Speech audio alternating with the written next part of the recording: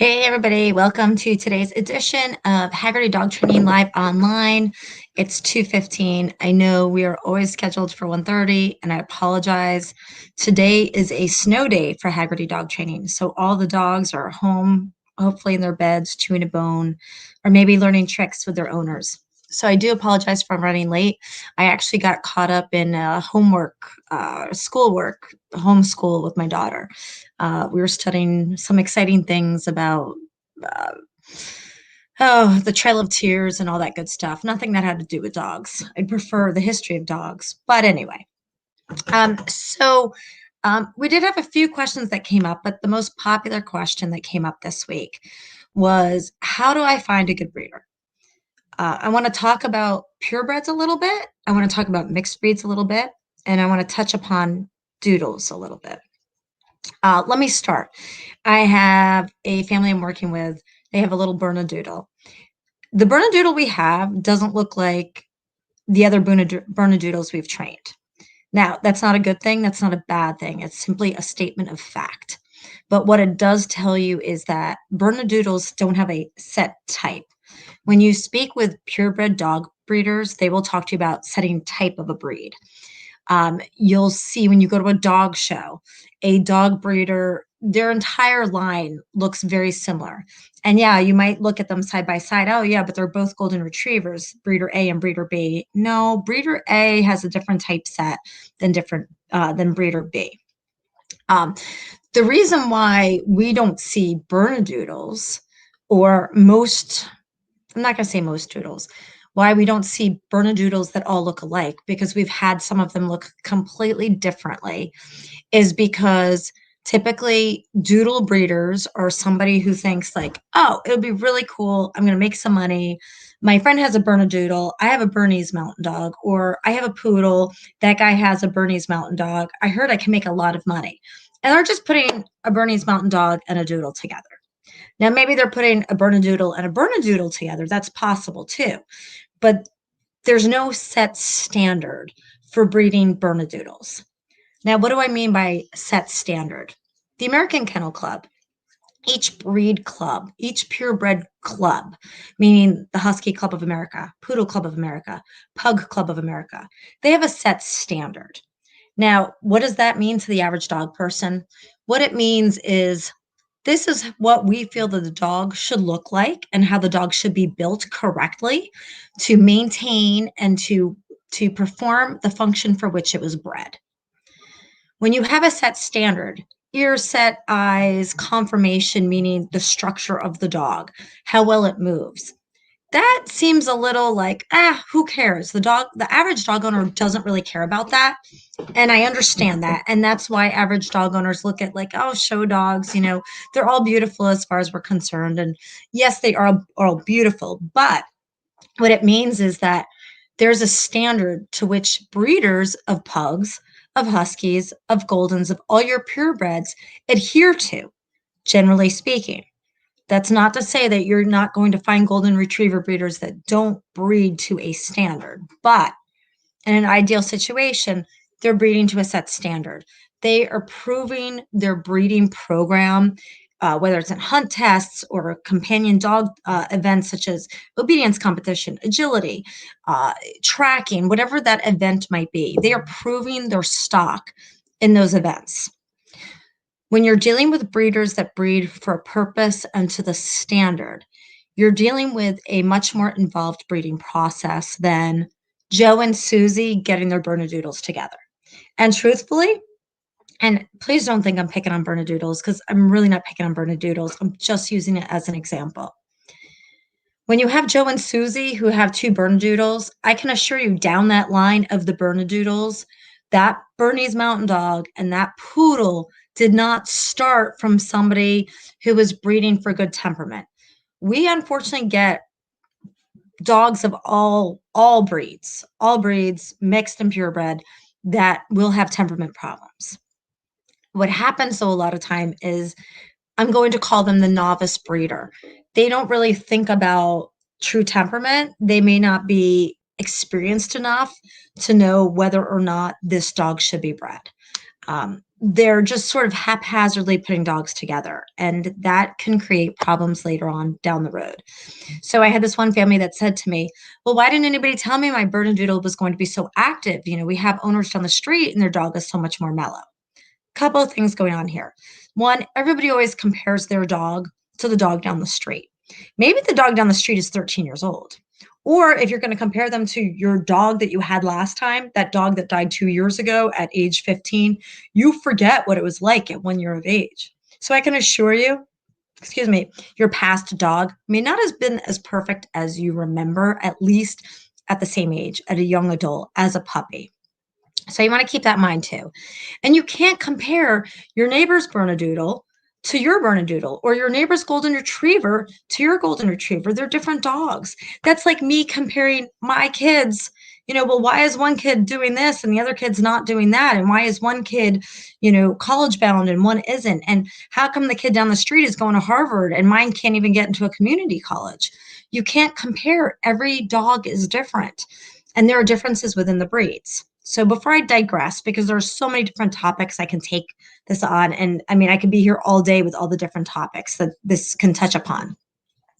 You have to understand that when you are breeding any kind of dog, any breed of dog, whether it's a mixed breed of dog or a purebred of dog, there should be, in theory, a purpose. And you want to have a standard. You want to meet the standard of that purebred dog. So that is why you're going to find, if you have a doodle, that is why you're going to find a doodle down the street that's different than your doodle. And you have to remember too, I had another family yesterday I worked with, and they said, are all golden doodles this active? And I said, well, you have to remember, you have a golden retriever and a poodle. It's two active breeds. So what's going to happen when you put them together? You're probably going to have a very active dog. Don't think of your future golden doodle, if that's what you're looking to get, is going to be anything like the 12-year-old golden retriever down the road, because it's just not. They're different dogs. So you really have to understand what you're getting when you're getting doodles, when you're getting a mixed breed, and when you're getting a purebred. I'm going to touch upon purebreds today, specifically because somebody reached out to me and she said, I really want to get a husky in the fall. I love them. They're wonderful dogs. And I don't know how to find a good one. Now, she can go on Craigslist. She can go on to 1-800-puppies.com. And she could potentially get scammed. And that's another topic, which I've touched on in the past. But really be very careful about buying a dog over the internet. You want to pick up the phone. You want to have a conversation with these people. You want to know what they're breeding their dogs to do. Now, I'm going to emphasize purebreds today because I'm going to teach you how to find a good purebred breeder. Now, I'm going to go ahead and share my screen, and we are going to specifically look at Siberian Huskies. Now, I do recommend that I'm just trying to pull this up here. I think you all can see, oh, wait a second. Nope. There we go. I hope that you can see this now. Okay, yes. I'm hoping you can see this. So if you can't see the Siberian Husky screen, I wish there was a way I could watch both at the same time, and it's not letting me do that.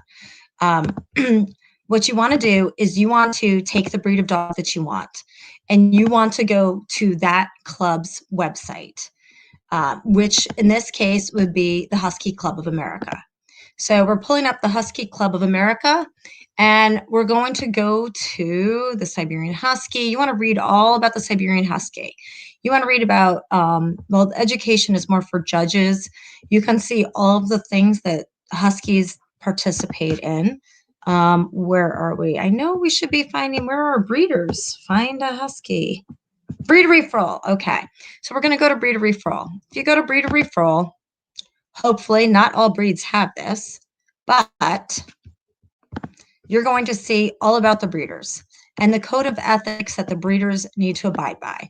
And you're going to find a list of breeders. Now, I did this earlier the other day. Okay. And you can see right here, Akita codes. Puppies occasionally, dogs, stud service.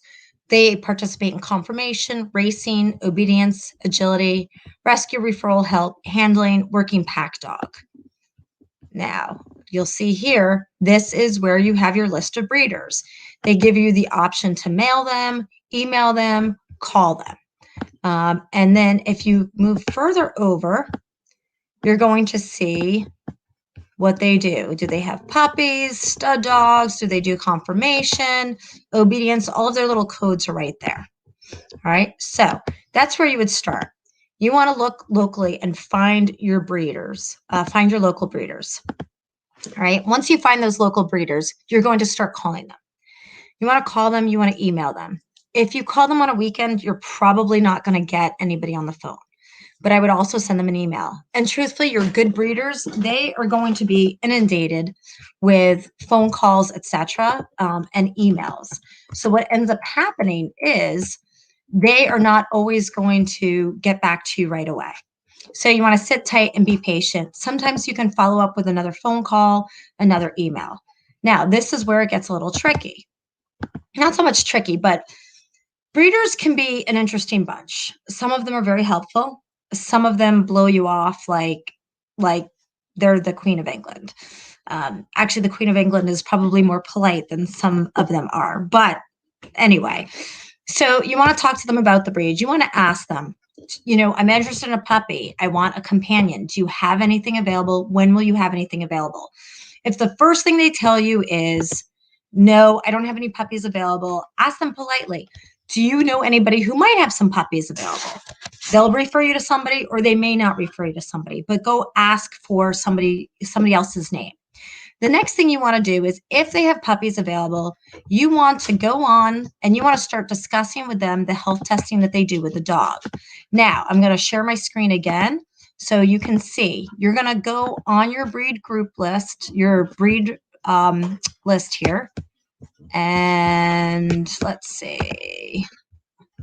I'm hoping this is sharing. Why is this not letting me share? Okay. I'm doing a live, honey. You want to say hello to everybody? Hello. All right. So now let me go back to, you're going to go on health. Now you're going to see here eye test, and you want to click on that. This is one of the questions you want to ask the breeder.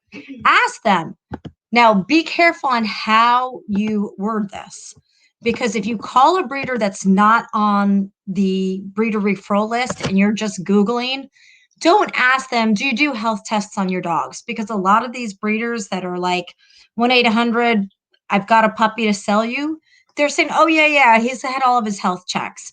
They're thinking vaccinations, worming, and flea prevention. Those are not the health checks. You want to add something? Sure. Yes. And also, there's a lot of wiggle room to lie there. You want to be specific, like what type of health tests do you do? That's where I was. Yep, you're absolutely right. That's pretty much where I was going. So, for example, with the Husky, you want to ask them, what health testing do you do? Ask them specifically, what health testing do you do? What diseases do you test for the eyes? Don't just ask them, have you had the eyes checked? Because having the eyes checked is like nothing. That's like big deal. I don't know why this won't let me go back to the Husky screen. Okay. I apologize, guys. We are not at work today, so I don't have Emily, my social media extraordinaire girl, helping with you me. out. Exactly. I have a question. Okay. Can we let it wait? Thanks. All right. Then the next thing you want to do is you want to ask about the hips. Hips are a big deal. Ask them, who are you using to test your dog's hips? Is it OFA? Is it pen hip? And what was the rating on the parents? That is super, super important that you ask that question. And then you want to find out the names of the parents, because you want to go to the FA website, OFA website, or the pen hip website. And you want to double check and make sure that they're being honest. Mm-hmm. So this is one way to check. You can go on to, oh, thanks, Bonnie. It's so good to see you. I have to call you too. I have an idea that I want you to participate in. So you want to ask them, you want to double check. So you want to go to the OFA website, get the name of the sire and the dam, and check with the pen hip website and the OFA website. You can check by name. Also, a lot of times the registration number, I believe, to see if that dog has really been tested and what the rating is.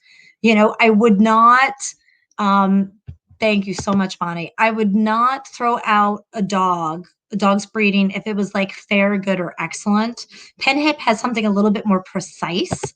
But I wouldn't discard a dog like that necessarily. If they're breeding dysplastic dog to dysplastic dog, or they're not testing the hips, or they don't give you that information and they give you some, I've heard excuses like, oh, the hips are fine. They're fine.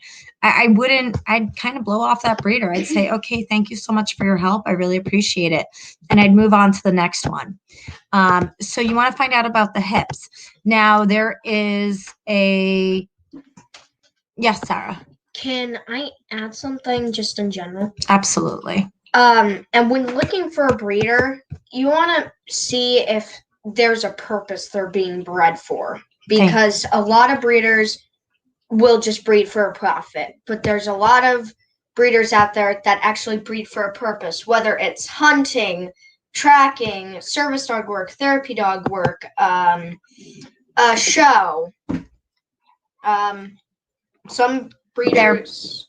Did you mention therapy? No. It's okay. I didn't mean to interrupt you. Some breeders will just breed for pets, but but a lot of good breeders will breed for a specific purpose or multiple purposes. Is that correct? That is absolutely correct. And actually, that was the next question you want to ask is, what are you breeding your dogs for? Now, truthfully, if you want a lovely companion, I would stay away from, I'll give you a great example. If you want a German Shepherd, don't go to the big fancy Schutzhund breeding kennel. All right. And it's not to say that they can't have Schutzhund titled dogs in their breeding program.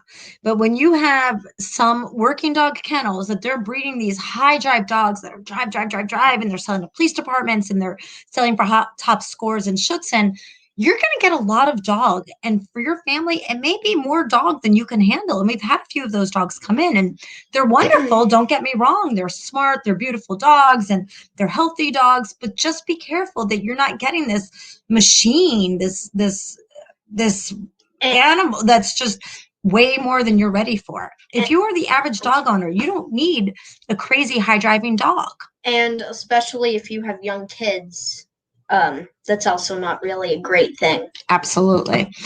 So you do need to think about that. You need to ask them, what do you breed for? What do you compete in? Do you compete in obedience? If you're looking for a companion, somebody who competes in obedience, somebody who uses their dogs for therapy dogs. I mean, that's good stuff. You don't need to have this over the top, highly ribboned, crazy working dog. It's just not necessary, because when you have that, you have a dog that has a lot of endurance and you have a dog that has to go. So be careful of that. It always has to be moving. And I'm going to talk about another breed, Belgian Malinois. It's a fantastic breed. Every trainer has one or has had one in their lifetime. However, is it the greatest average dog owner's dog? I don't think so. You want something a little bit more mellow, usually, especially if you're like mom with kids. You've got your own litter of kids running around and you're shuttling them here, there, and everywhere. Unless you're a family. Okay. Unless you're a family. My daughter's making horse treats today. Yeah. John, you're on and you're in from Texas. But now I'm interested in Belgian Malinois. No Malinois, John. Absolutely not. Don't get a Malinois. They're great dogs. Don't get me wrong. But, take your Shepherd and just multiply that by 3 as far as energy goes. Charlie's getting older. Your son's getting older. But, most people with little kids, forget it. Malinois are, I'm telling you now why. I'll tell you exactly why. All right. The reason is they're really active dogs. And, if you're happy with your Shepherd's activity level, then go for it. But you are going to have a dog that is going to be more active than your Shepherd. They're super smart dogs. They're as smart as German Shepherds. Some will say they're even smarter. I'm not even going to get into that debate. I've had Malinois. I've had Shepherds for years. I don't think that the Malinois is the greatest dog for families with young children. It's an active dog. Moms usually have more than enough on their plate than to have this dog that's like spinning, constantly working. If you're going to work your dog all day long, if you're going to take your dog to work, if you maybe run a construction company and, your dog is going to be in the back and sitting next to you in your truck and you're going to go from job to job and the dog is constantly being worked, then that's a whole other story. If you're somebody who wants to do agility with your dog, obedience with your dog, Schutzhund with your dog, then that's a great breed to get. But excuse me, if you're looking for a dog that you want just like be a dog, take for a walk, maybe for a weekend jog, that's not the right breed for your family because they're just too active and they're too busy. So, I hope that this was helpful as far as what questions to ask the breeder. And, if you want a dog right away, you're not going to get a dog right away. And I will warn you, and, I'm going to probably upset some breeder friends. I will warn you, some breeders can be really difficult to deal with. And I remember I wrote to somebody, and I think I still have that email because one day I'm going to meet this woman. I'm going to say something to her because what I'll say is for years I've been working on this article and I put it down and I pick it up again. Why breeders are a pet store's best friend. And I'm gonna upset a lot of people with that article. But I wrote to this woman. She was on the breeder referral list for, I'm not even gonna say which breed I was looking for at the time. And she writes back, no puppies available. And I wrote back, I said, okay, that's great. Thank you. I said, I'm not necessarily interested in a puppy and I don't need something right away. Do you know somebody else who can help me? And she never responded. And you're going to get that with breeders. Some breeders do not want to be bothered. They cannot be bothered. So you're going to have to be patient. Just because you're having trouble finding a breeder doesn't mean you should go out and get online and do 1-800-puppies.com, send some dude in the middle of wherever $500 to have him ship you a dog because it's not worth it. I promise you. Now, I have had a lot of people that have said to me, why should I spend $2,500 on a dog or $3,000 on a dog when I can go on 1-800-Puppies and I can spend $1,200 on the dog? I'll tell you why. Because the good breeders, yes, it definitely is an article, Bonnie, many people need to read. I also have a version of why rescue groups are a pet store's best friend. So I'll work on it. Maybe I'll work on it today. Where was I? Oh, so why do you want to spend a little bit more money with a good breeder? Because good breeders, one, they temperament test the dog. And that's one question you want to ask any breeder, no matter the breed you're getting is, do you temperament test your dogs? And at what age and which temperament test do you want? Or do you use? Most breeders will use the Bullhard temperament test. And that test is generally given at 7 weeks rather. And you want to make sure that they're temperament testing these dogs so that you're getting the right dog for your family. And it also shows responsibility on the part of the breeders. Can I add something? Of course. Back to what I was saying about you want to see what they are breeding for, like if they're being bred for a purpose. A lot of breeders that don't breed for a purpose, a lot of the times those health tests aren't done. None of that's done. It's rare because they're just breeding for a profit. They're not really worried about producing high quality and well-bred dogs. Exactly. And that's why they cost more money when you're going to a good breeder because they spend a lot of money on that testing. The OFA checks, those are not cheap tests. The SURF tests, the PRA, progressive retinal atrophy, the SURF for the eyes. And go ahead. And it's also the good breeders have it down to a science. The breeders that aren't breeding for a purpose, sometimes they're just breeding dogs willy-nilly. Exactly. So that's why you want to spend good money. You want to spend your money with a good breeder because I have to tell you, every dog that I have in my house right now came from a great breeder. And yeah, they may have cost more money up front. One was a rescue, but you know what? Knock wood, my dogs are healthy as anything. And you know what? I know what I'm going to get. And that's the other advantage of buying a purebred dog is you know what you're going to get. You know the temperament. You know the personality. When you're dealing with a breeder, when they're temperament testing the dogs and they know about you or your family, they know which puppy to place with you. So there's a lot of time that breeders put into these puppies. They're not just throwing these two dogs together, not even worrying about the health tests.